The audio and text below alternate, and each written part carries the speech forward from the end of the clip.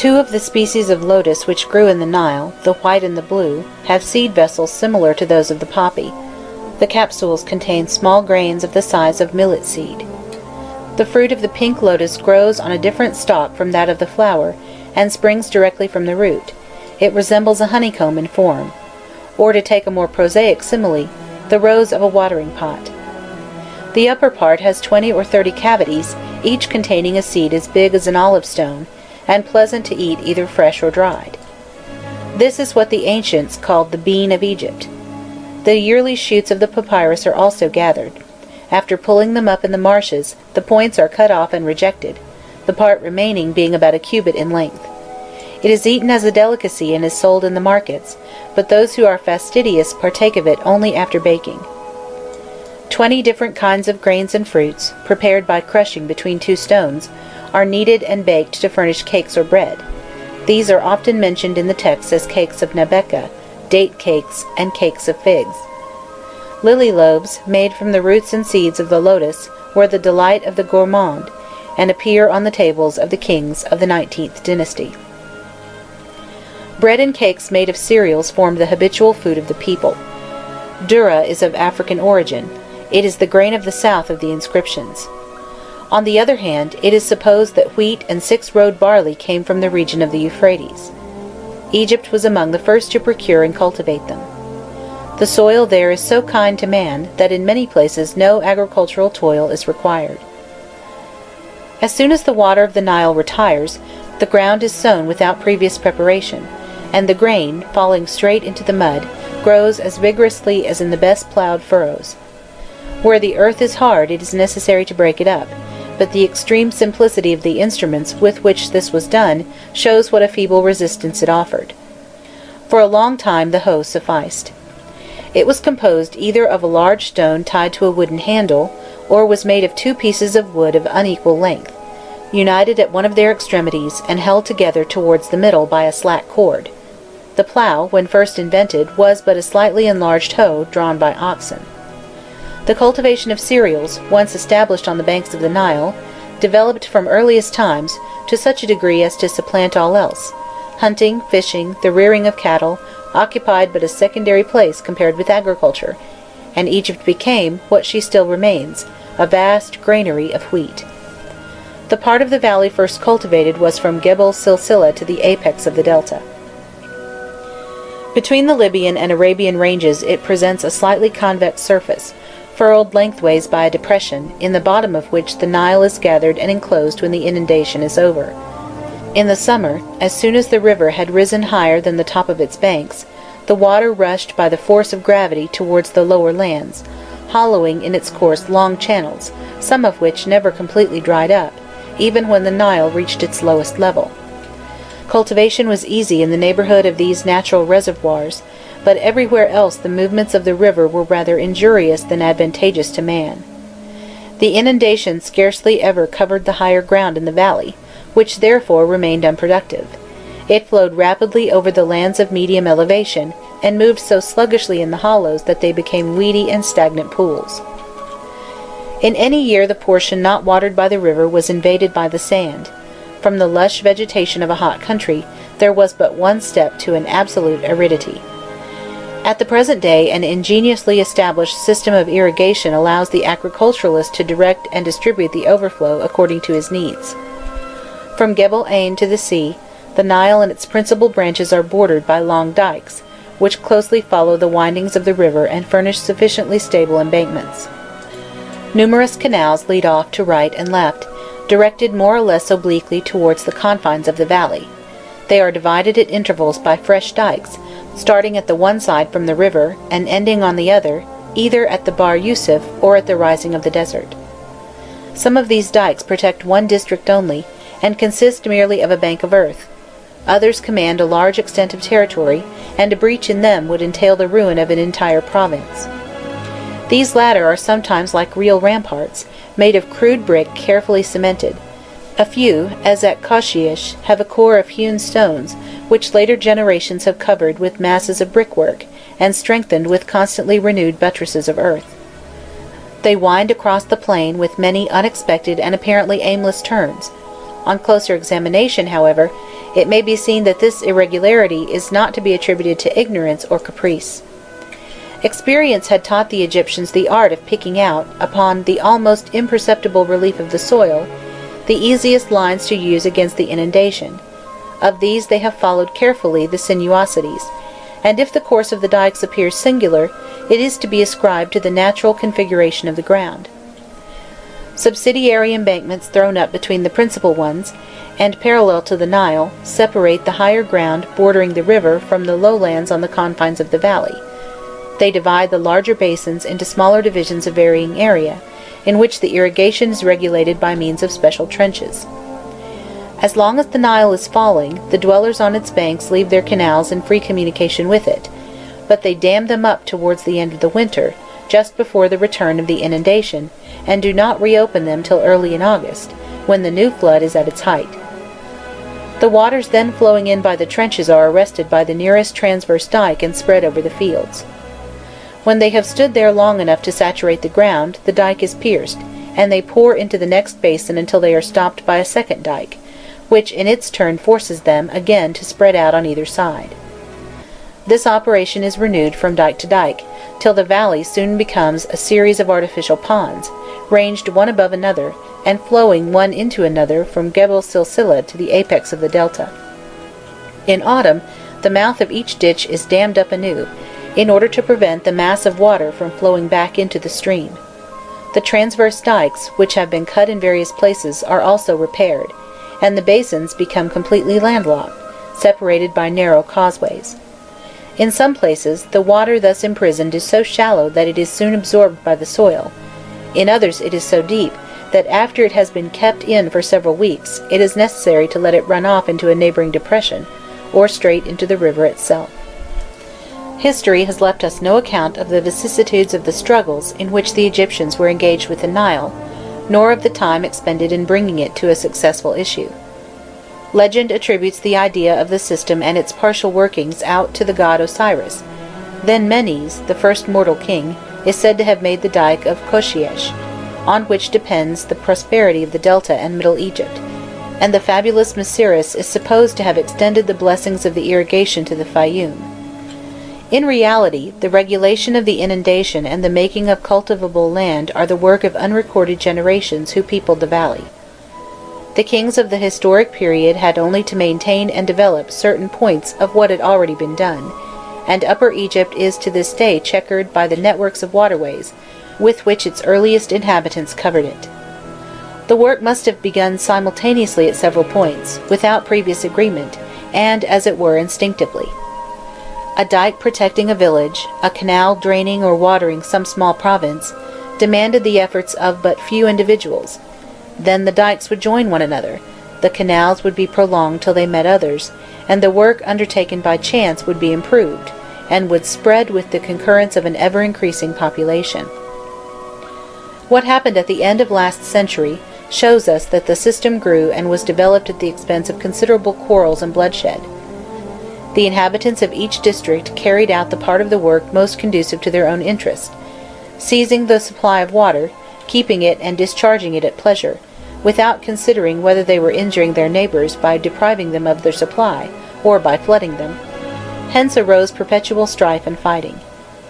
It became imperative that the rights of the weaker should be respected, and that the system of distribution should be coordinated, for the country to accept a beginning at least of social organization analogous to that which it acquired later. The Nile thus determined the political as well as the physical constitution of Egypt. End of Section 7, Chapter 1. The Nile and Egypt, Part 8. The country was divided among communities, whose members were supposed to be descended from the same seed, Peit, and to belong to the same family, Peitu. The chiefs of them were called Ropeitu, the guardians, or pastors of the family, and in later times their name became a title applicable to the nobility in general. Families combined and formed groups of various importance under the authority of a head chief, Ropeitu Ha. They were, in fact, hereditary lords, dispensing justice, levying taxes in kind on their subordinates, reserving to themselves the redistribution of land, leading their men to battle, and sacrificing to the gods. The territories over which they exercised authority formed small states, whose boundaries, even now, in some places, can be pointed out with certainty. The principality of the Terebinth occupied the very heart of Egypt, where the valley is widest, and the course of the Nile most advantageously disposed by nature, a country well suited to be the cradle of an infant civilization. Siout, the capital, is built almost at the foot of the Libyan range, on a strip of land barely a mile in width, which separates the river from the hills. A canal surrounds it on 3 sides, and makes, as it were, a natural ditch about its walls. During the inundation it is connected with the mainland only by narrow causeways, shaded with mimosas, and looking like a raft of verdure aground in the current. The sight is as happy as it is picturesque. Not only does the town command the 2 arms of the river, opening or closing the waterway at will, but from time immemorial the most frequented of the routes into Central Africa has terminated at its gates, bringing it to the commerce of the Sudan. It held sway at the outset over both banks, from range to range, northward as far as Beirut, where the true Bahr Yusuf leaves the Nile, and southward to the neighborhood of Gebel Sheikh Haridi. The extent and original number of other principalities is not so easily determined. The most important, to the north of Siout, were those of the Hare and the Oleander. The principality of the Hare never reached the dimensions of that of its neighbor the Terebinth, but its chief town was Kamunu, whose antiquity was so remote that a universally accepted tradition made it the scene of the most important acts of creation. That of the Oleander, on the contrary, was even larger than that of the Terebinth, and from Hininsu, its chief governor ruled alike over the marshes of the Fayoum and the plains of Beni Suef. To the south, Apu on the right bank governed a district so closely shut in between a bend of the Nile and 2 spurs of the range that its limits have never varied much since ancient times. Its inhabitants were divided in their employment between weaving and the culture of cereals. From early times they possessed the privilege of furnishing clothing to a large part of Egypt, and their looms, at the present day, still make those checked or striped malayas which the fellow women wear over their long blue tunics. Beyond Apu, Tinis, the Girga of the Arabs, situate on both banks of the river, rivaled Kamunu in antiquity and Siout in wealth. Its plains still produce the richest harvests and feed the most numerous herds of sheep and oxen in the Said. As we approach the cataract, information becomes scarcer. Kubti and Anu of the south, the Coptos and Hermonthis of the Greeks, shared peaceably the plain occupied later on by Thebes and its temples, and Nekhabit and Zobu watched over the safety of Egypt. Nekhabit soon lost its position as a frontier town, and that portion of Nubia lying between Gebel Silsila and the rapids of Syene formed a kind of border province, of which Nimbut Ambus was the principal sanctuary, and Abu Elephantine the fortress. Beyond this were the barbarians, and those inaccessible regions whence the Nile descended upon our earth. The organization of the delta, it would appear, was more slowly brought about.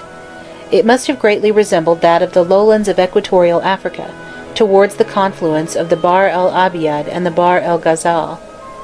Great tracts of mud, difficult to describe as either solid or liquid, marshes dotted here and there with sandy islets, bristling with papyrus reeds, water lilies, and enormous plants through which the arms of the Nile sluggishly pushed their ever-shifting course, low-lying wastes intersected with streams and pools, unfit for cultivation and scarcely available for pasturing cattle. The population of such districts, engaged in a ceaseless struggle with nature, always preserved relatively ruder manners, and a more rugged and savage character, impatient of all authority. The conquest of this region began from the outer edge only. A few principalities were established at the apex of the delta in localities where the soil had earliest been won from the river. It appears that one of these divisions embraced the country south of and between the bifurcation of the Nile. Aunu of the north, the Heliopolis of the Greeks, was its capital. In very early times the principality was divided and formed 3 new states, independent of each other. Those of Aunu and the Hanch were opposite to each other, the first on the Arabian, the latter on the Libyan bank of the Nile. The district of the White Wall marched with that of the Hanch on the north, and on the south touched the territory of the Oleander. Further down the river, between the more important branches, the governors of Sais and of Bubastis, of Athribis and of Busiris, shared among themselves the primitive delta. The two frontier provinces of unequal size, the Arabian on the east in the Wadi Tumulat, and the Libyan on the west to the south of Lake Mareotis, defended the approaches of the country from the attacks of Asiatic Bedouins and of African nomads. The marshes of the interior and the dunes of the littoral were not conducive to the development of any great industry or civilization. They only comprised tracts of thinly populated country, like the principalities of the Harpoon and of the Cow, and others whose limits varied from century to century with the changing course of the river. The work of rendering the marshes salubrious and of digging canals, which had been so successful in the Nile Valley, was less efficacious in the delta, and proceeded more slowly. Here the embankments were not supported by a mountain chain. They were continued at random across the marshes, cut at every turn to admit the waters of a canal or of an arm of the river. The waters left their usual bed at the least disturbing influence, and made a fresh course for themselves across country. If the inundation were delayed, the soft and badly drained soil again became a slough. Should it last but a few weeks longer than usual, the work of several generations was for a long time undone. The delta of one epoch rarely presented the same aspect as that of previous periods, and northern Egypt never became as fully mistress of her soil as the Egypt of the south. These first principalities, however small they appear to us, were yet too large to remain undivided. In those times of slow communication, the strong attraction which a capital exercised over the provinces under its authority did not extend over a wide radius. That part of the population of the Terebinth, living sufficiently near to Siout to come into the town for a few hours in the morning, returning in the evening to the villages when business was done, would not feel any desire to withdraw from the rule of the prince who governed there. On the other hand, those who lived outside that restricted circle were forced to seek elsewhere some places of assembly to attend to the administration of justice, to sacrifice in common to the national gods, and to exchange the produce of the fields and of local manufactures. Those towns which had the good fortune to become such rallying points naturally played the part of rivals to the capital, and their chiefs, with the district whose population, so to speak, gravitated around them, tended to become independent of the prince. When they succeeded in doing this, they often preserved for the new state thus created the old name, slightly modified by the addition of an epithet. The primitive territory of Siout was in this way divided into three distinct communities: two which remained faithful to the old emblem of the tree, the Upper Terebinth, with Siout itself in the centre, and the Lower Terebinth, with Kusit to the north. The third, in the south and east, took as their totem the immortal serpent which dwelt in their mountains, and called themselves the Serpent Mountain, whose chief town was that of the Sparrowhawk. The territory of the Oleander produced by its dismemberment the principality of the Upper Oleander, that of the Lower Oleander, and that of the Knife. The territory of the Harpoon in the Delta divided itself into the Western and Eastern Harpoon. The fission in most cases could not have been accomplished without struggles, but it did take place, and all the principalities having a domain of any considerable extent had to submit to it, however they may have striven to avoid it. This parcelling out was continued as circumstances afforded opportunity, until the whole of Egypt, except the half-desert districts about the cataract, became but an agglomeration of petty states nearly equal in power and population. The Greeks called them nomes, and we have borrowed the word from them. The natives named them in several ways, the most ancient term being Niut, which may be translated domain, and the most common appellation in the recent times being Huspu, which signifies district. The number of nomes varied considerably in the course of centuries. The hieroglyphic monuments and classical authors fixed them sometimes at 36, sometimes at 40, sometimes at 44, or even 50. The little that we know of their history, up to the present time, explains the reason of this variation. Ceaselessly quarrelled over by the princely families who possessed them, the nomes were alternately humbled and exalted by civil wars, marriages, and conquest, which caused them continually to pass into fresh hands, either entire or divided. The Egyptians, whom we are accustomed to consider as a people respecting the established order of things, and conservative of ancient tradition, showed themselves as restless and as prone to modify or destroy the work of the past as the most inconstant of our modern nations. The distance of time which separates them from us, and the almost complete absence of documents, gives them an appearance of immobility, by which we are liable to be unconsciously deceived. When the monuments still existing shall have been unearthed, their history will present the same complexity of incidents, the same agitations, the same instability, which we suspect or know to have been characteristic of most other Oriental nations. One thing alone remained stable among them in the midst of so many revolutions, and which prevented them from losing their individuality and from coalescing into a common unity. This was the belief in and worship of one particular deity. If the little capitals of the petty states whose origin is lost in a remote past, Edfu and Dendera, Nekhabit and Buto, Siut, Thinis, Kumunu, Sais, Bubastis, Athribis, had only possessed that importance which resulted from the presence of an ambitious petty prince, or from the wealth of their inhabitants, they would never have passed safe and sound through the long centuries of existence which they enjoyed from the opening to the close of Egyptian history. Fortune raised their chiefs, some even to the rank of rulers of the world, and in turn abased them. Side by side with the earthly ruler, whose glory was but too often eclipsed, there was enthroned in each nome a divine ruler, a deity, a god of the domain, Nitir Nuiti, whose greatness never perished. The princely families might be exiled or become extinct, the extent of the territory might diminish or increase, the town might be doubled in size and population or fall in ruins. The god lived on through all these vicissitudes, and his presence alone preserved intact the rights of the state over which he reigned as a sovereign. If any disaster befell his worshippers, his temple was the spot where the survivors of the catastrophe rallied around him, their religion preventing them from mixing with the inhabitants of neighboring towns and from becoming lost among them. The survivors multiplied with that extraordinary rapidity which is the characteristic of the Egyptian fellah, and a few years of peace sufficed to repair losses which apparently were irreparable. Local religion was the tie which bound together those diverse elements of which each principality was composed, and as long as it remained, the nomes remained. When it vanished, they disappeared with it. End of chapter 1. End of section 8.